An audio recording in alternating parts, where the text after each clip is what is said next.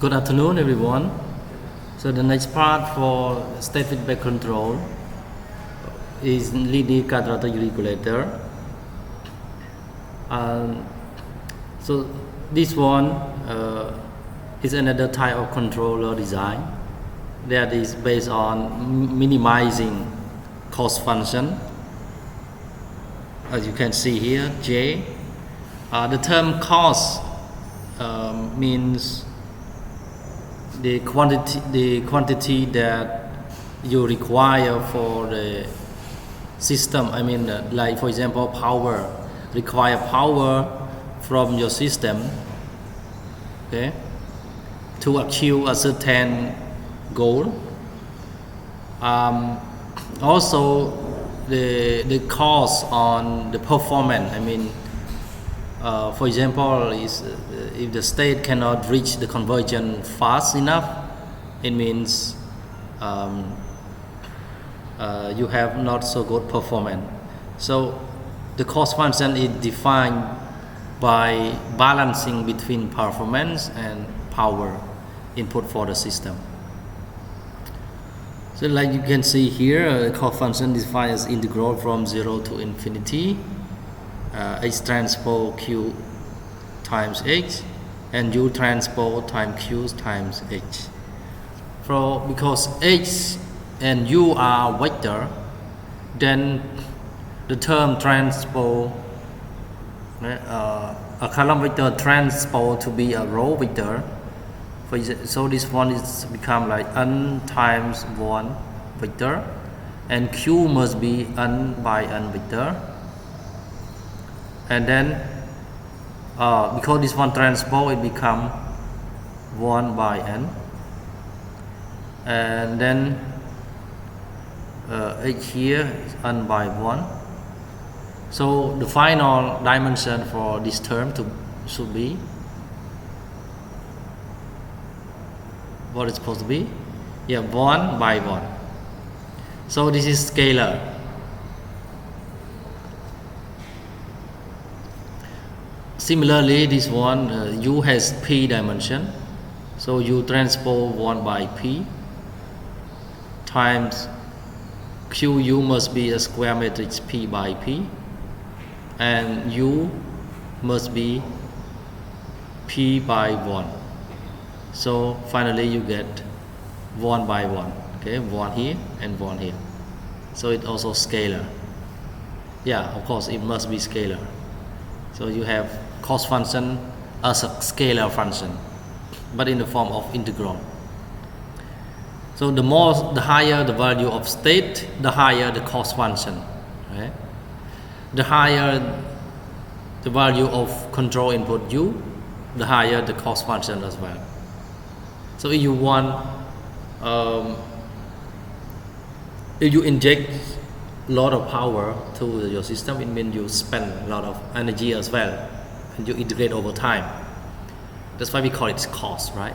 And also, if you inject your system such a way that your state can grow up very fast, right?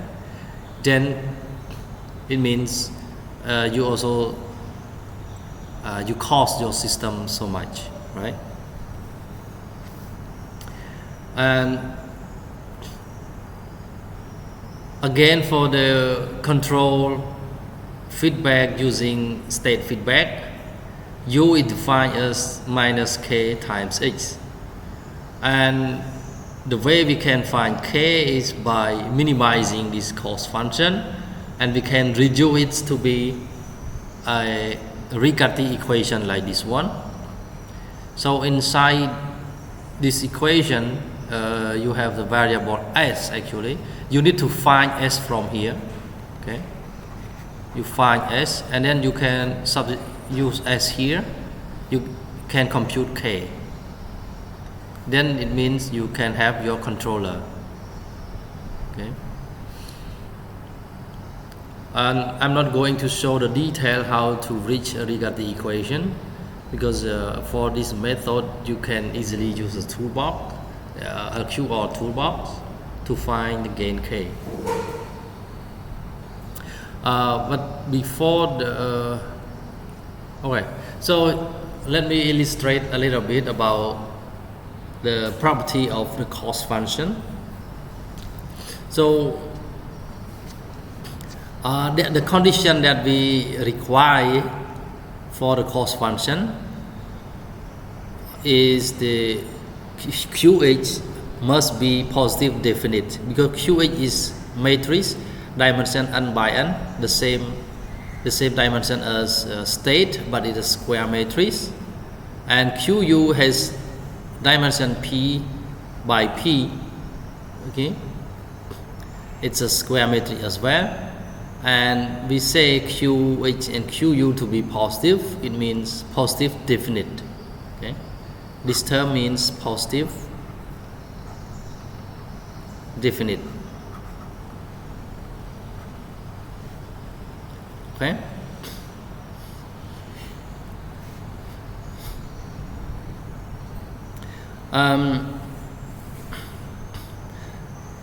So let's see one example. In just case we have only one state H and one control input U. So Q is just a scalar. I mean QH and QU are just scalar. Then if we substitute back into the equation H transpose QH times X plus U transpose QU times U, because H is just scalar, then H transpose is still H, then you can have Q equal to 4 like this, then you have 4H square plus 9U square, right? And then from this equation, so here you have J in function of H and U. This is H axis, U axis, and the cost axis J. So if you choose one particular J, is J just number? Let's say J equal, because this is axis of J, right? So let's say if J equal to 4 here, then you have equation of circle that has radius of 2, right? Because you look at here. Oh, I'm sorry, it's not a circle, but it's a ellipse. You look from above, right? I mean, you use like J equals a value, then you can have a elliptical equation, right? So one J, you have one elliptical equation, another J, you have another elliptical equation, and so on. So the whole curve for this function J of H of U here is the parabol. Oh no, we can call it not really not ellipsoid, but yeah, we can call it a paraboloid, right? If we look at J and U only, just ignore H, we can see that this is a parabol equation, right? If we look from this direction, we ignore U, but we look on the direction of H and J, ignore U, and then you have also parabol equation function. So this is the curve is paraboloid. And so in this case, we can say that J has minimum value, right? This is the minimum value of J.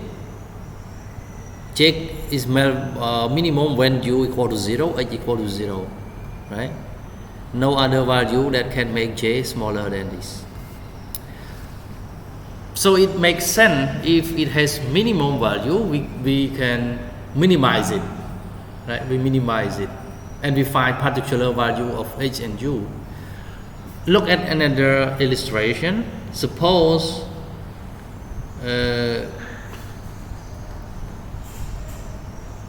suppose QU equal to -9.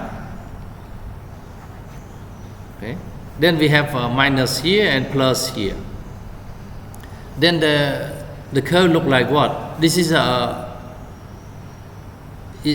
not a paraboloid, right? So it looks like Yeah, it's a hyperbolic actually, hyperboloid. So you can say actually j can be the value of j can be negative, right? If u is large, the larger the value of u, the smaller the value of j. So the curve somehow, right? Somehow it's fall down into like this, right? But with h, for h, if h is large, then j is large, so it looks like this. Yeah, but because this is surface, it has something like, yeah, something like, I cannot draw it perfectly. This is hard to draw, but anyway, I don't know how can I draw it. Anyway, if we want to find, if we want to find this minimize, if we want to minimize j, we cannot have particular value of h and u, right? Because j can be minus infinity.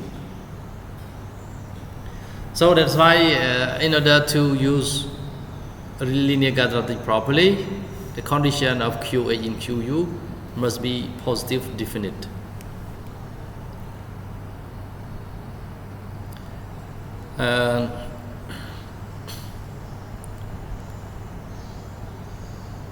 Yeah, this is another illustration. If QU positive definite, it implies that the eigenvalue, all eigenvalue of Q are positive. Okay, here this is statement. And actually QH and QU should be symmetric. We just don't care QH QU that is not symmetric. Why? Because Q, any matrix can be written as symmetric matrix. This is symmetric matrix, and this is skew symmetric matrix, right?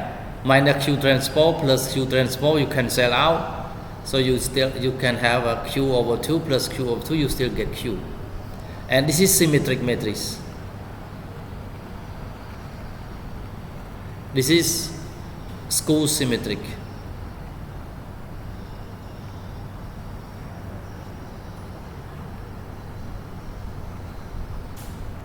Right? And we just don't care the skew symmetric part, right? Because when we apply H transpose on Q minus Q transpose over 2 times H, it's always 0. Okay, it's always 0. So we only care this part. And a nice property is that if Q is symmetric, the eigenvalue decomposition can be rewritten as this, which means its eigenvector is orthogonal, meaning that the inverse of the eigenvector of this Q, the symmetric Q, is just its transpose. And from that we can rewrite like this. Yeah, so define this term as another V transpose lambda V, and then we substitute lambda by diagonal on all positive. Finally, we just have lambda 1 plus V1 square, lambda 2 plus V2 square, plus lambda n Vn square. And clearly, if all lambda positive, and this term always square, then this means always positive.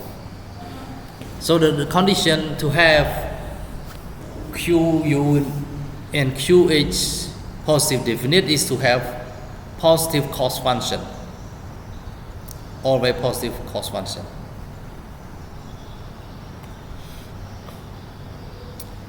All right. So in order to find Q, one good practice is to define one matrix first, and then you multiply it by its transpose. So if you define M equal to this, then M times M transpose must be positive definite and symmetric. Or you can use this one. Okay.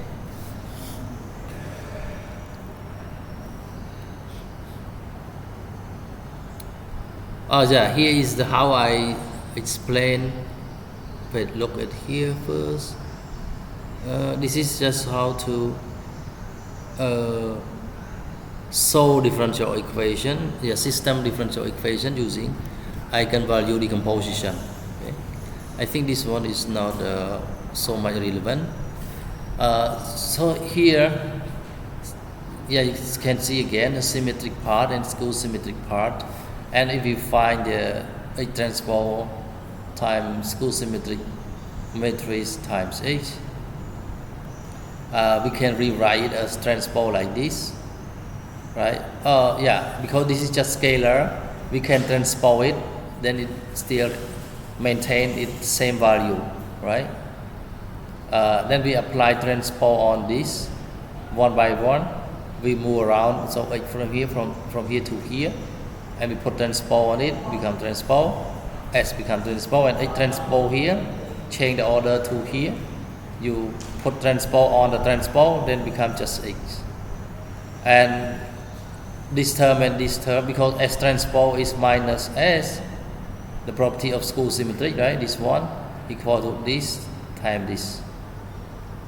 So finally, we move this one to the left hand side. We get 2 times this equal to 0, which means H transpose S times H equal to 0 always.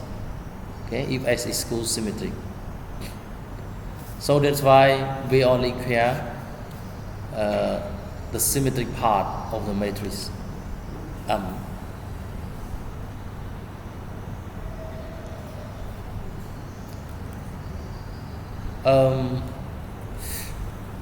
In here,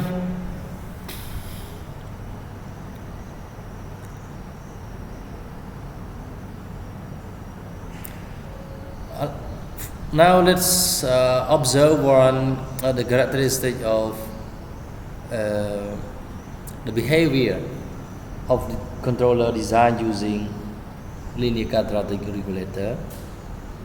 So we choose simple case. QH is just identity, and QU is row time identity. So we only have one parameter to tune, right? This one is constant. This one can be tuned on value row. So we can rewrite the cost function to be like this. Now clearly you can see that in order to minimize J, we have a trade-off between the absolute value of H, norm of H, and the norm of U. Trade-off like 1. Clearly you see this like elliptic equation. So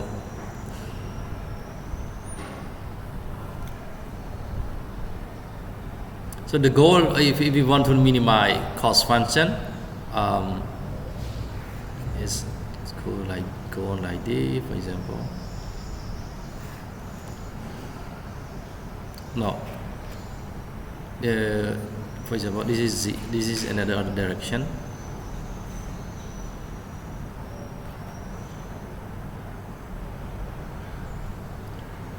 This direction. So like this. It's hard to draw. Yes, something like this.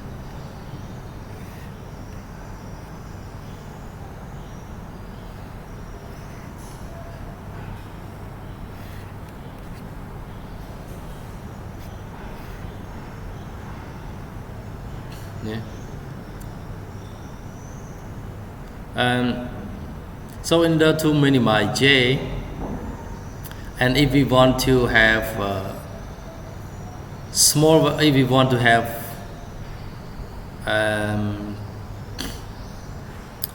how say, if we choose large value of rho, which mean large value of rho, it means the ellipse looks like what? Ellipse looks like, okay, let's see here. Let's see x square plus rho u square equal to one value equal to 1. So let me draw ellipse on two axes only again. We can rewrite here as h over 1 all square plus 1 over rho, right? U, so u over 1 over rho all square. This one is 1 over square root of rho, equal to 1. So this is the equation of ellipse, and if you want to draw it, this one is h, this one is u. So h is just 1, then okay, like this. So this distance is 1 over square root of rho, right? So what does this imply? If rho is large, this becomes small, right? Yeah. So this becomes small, it means the direction of u is small, right? So if rho is large, u, it means you save the energy, you save the power. Okay? But how about h? Yeah, you reduce rho like to be like this, then yeah, it means you save energy, but the performance not so good, right? Why is that? Let's say you reduce up until let's say you reduce until 1 over rho to be like this. So h1 still here, minus 1, 1. So if you reduce, let's say h coordinate like around here compared to the coordinate around here,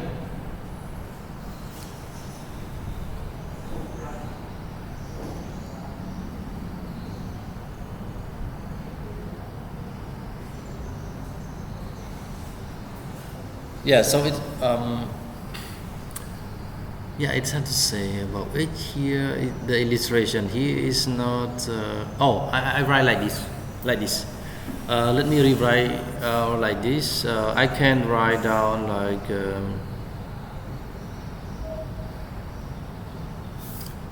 wait.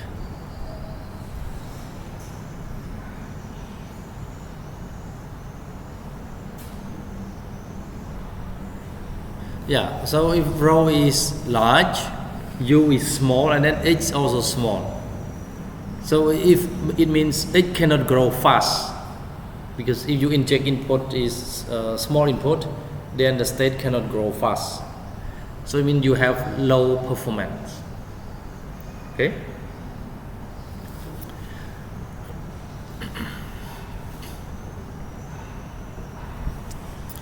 And the next important point is about output weighting, because the output equation is constant times h. Then there is a trade-off between input and output, called trade-off. Okay, input output trade-off. So QH now is C transpose CZ, right? So here, if you use QH C Z times C ZCZ transpose times CZ, it means you are trying to trade off between input and output. Yeah, this is what it means.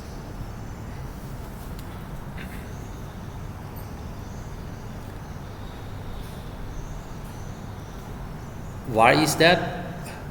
Because H transpose CZ transpose CZ times H can be rewritten as CZ H all transpose together CZ times H. Then you have what? Oh, let me write up. This one comes from H transpose QH times H like this. So now you have this one as a Z transpose and this as Z. Okay, so just Z transpose Z, which is just norm Z square. Okay, so you are trying to trade off between output and input.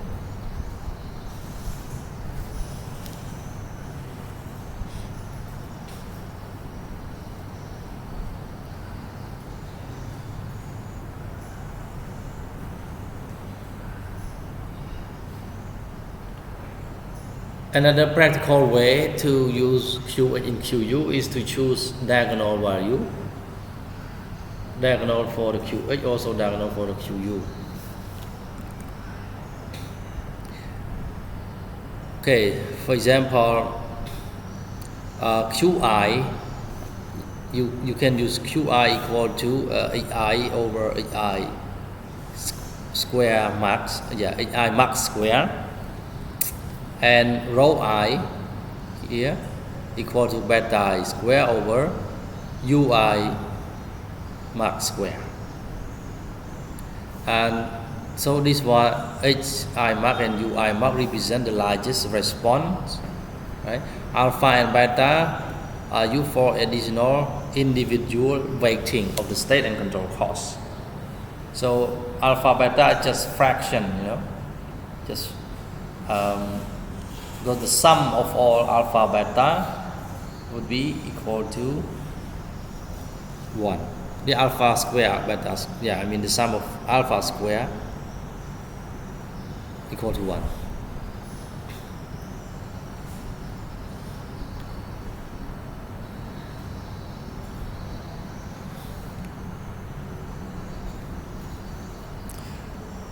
Okay, let's see the example on the same system that you tried before. This is for lateral motion of a car, the kinematic lateral motion. With these parameters V0, A and B. And then we choose QH equal to diagonal like this, Q1 and Q2, and QU is just row like this. And first let's try Q, okay, Q1 and Q2 just one like this, and row equal to 10. And then we solve Riccati equation to find S, but actually here once you have A, B, C, A, B, and then Q, Q, U, you use in MATLAB you can use LQR command like this. So your system is H dot equal to AH plus BU, right? And then to control it using state feedback, U equal to minus K times H, and then K you can find K equal to LQR, right? LQR of A, B, Q, H and Q, U. Okay. Actually to solve for K, first the algorithm solve S from this equation, and then K can be computed using this formulation, and finally we get this. But if you use toolbox, you just want to use one command, then you get the result here at the end already. Okay.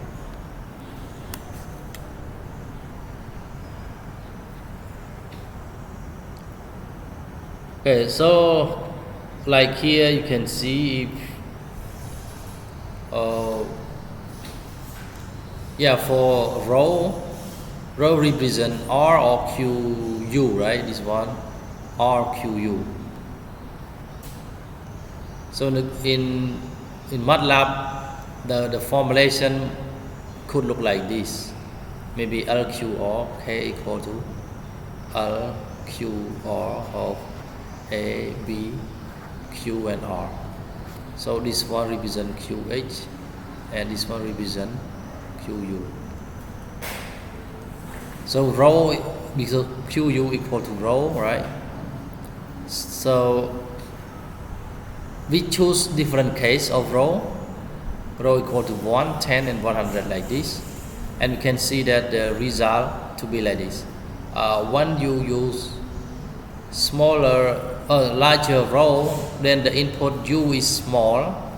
If input U is small, the response is slow. You see? Like this. And you can also observe that if you fix row and you fix Q1 and you increase Q2, right?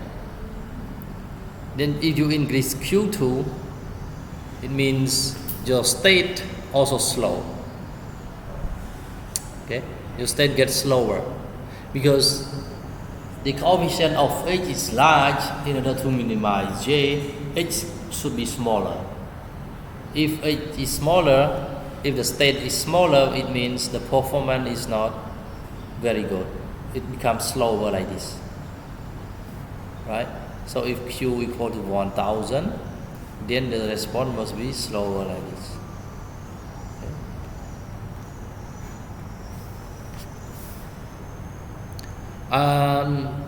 Here is the input.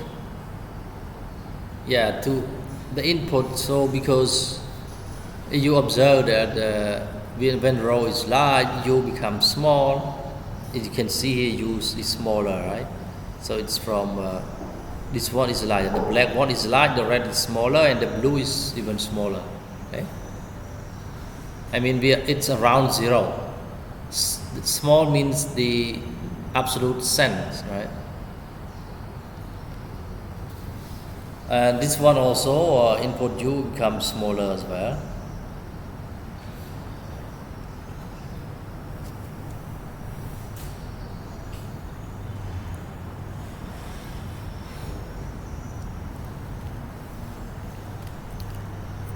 And so let's let's practice this simulation. So you already have the dynamic simulation and you build in Scilab or Simulink. Now you just try to find the controller coefficient K using LQR, like here.